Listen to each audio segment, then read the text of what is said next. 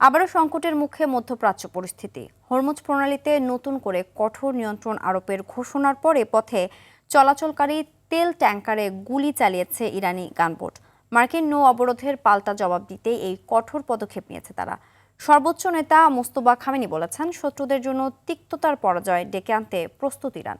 এদিকে ইরানের বিরুদ্ধে চালাকি করার অভিযোগ এনেছেন মার্কিন প্রেসিডেন্ট ডোনাল্ড ট্রাম্প। রিপোর্ট করছেন ইমতিয়াজ আহমেদ। 7 সপ্তাহের যুদ্ধ, নাজুক যুদ্ধবিরতি আর কূটনৈতিক টানাপোড়েনের মাঝেই আবারও নতুন করে গুরুত্বপূর্ণ নৌপথ হরমুজ প্রণালী নিয়ে উত্তেজনার কেন্দ্রে মধ্যপ্রাচ্য। ইরান বলছে, যুক্তরাষ্ট্রের অব্যাহত সামুদ্রিক অবরোধ এবং যুদ্ধবিরতির শর্ত লঙ্ঘনের জবাবেই হরমুজ প্রণালীতে আবারও কঠোর সামরিক নিয়ন্ত্রণ ফিরিয়ে এনেছে তারা। ইরানের নৌবাহিনী হরমুজে চলাচল করা জাহাজগুলোকে রেডিও বার্তায় জানিয়ে দিয়েছে এই পথে আর কোনো জাহাজ চলাচল করতে পারবে না। শিপিং সূত্রগুলো বলছে, নিষেধাজ্ঞার সতর্কবার্তা দেওয়ার পর অন্তত 2টি বাণিজ্যিক জাহাজ হরমুজ অতিক্রমের চেষ্টা করলে গুলির মুখে পড়ে।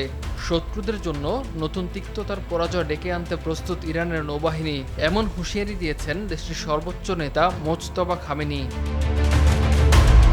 এদিকে বুধবার 2 সপ্তাহের যুদ্ধবিরতি শেষ হওয়ার আগেই শান্তি চুক্তি না হলে আবারও সংঘাত শুরুর ইঙ্গিত দিয়েছেন মার্কিন প্রেসিডেন্ট ডোনাল্ড ট্রাম্প।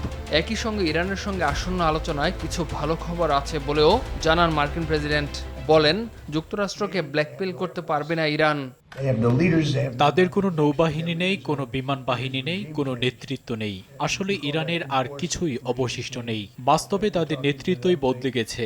আমরা তাদের সঙ্গে কথা বলছি, কিন্তু তারা আমাদের সঙ্গে চালাকি করে কোনো দাবি আদায় করতে পারবে না। আলোচনার পথ এখনো পুরোপুরি বন্ধ হয়নি উল্লেখ করে ইরান বলছে, পরবর্তী বৈঠকের তারিখ এখনো ঠিক হয়নি। বৈঠকের আগে সমঝোতার কাঠামো দরকার বলেও সাফ জানিয়ে দিয়েছে তেহরান। হরমুজ নিয়ে উত্তেজনার সরাসরি প্রভাব পড়তে পারে বিশ্ববাজারে, কারণ এই পথেই বিশ্বের বড় অংশের তেল ও গ্যাস সরবরাহ পরিবাহিত হয়। ফলে এই রুটটি দীর্ঘ সময় অচল থাকলে বাড়তে পারে জ্বালানির দাম, গভীর হতে পারে বৈশ্বিক অর্থনৈতিক চাপ। ইমতিয়াজ আহমেদ, RTV।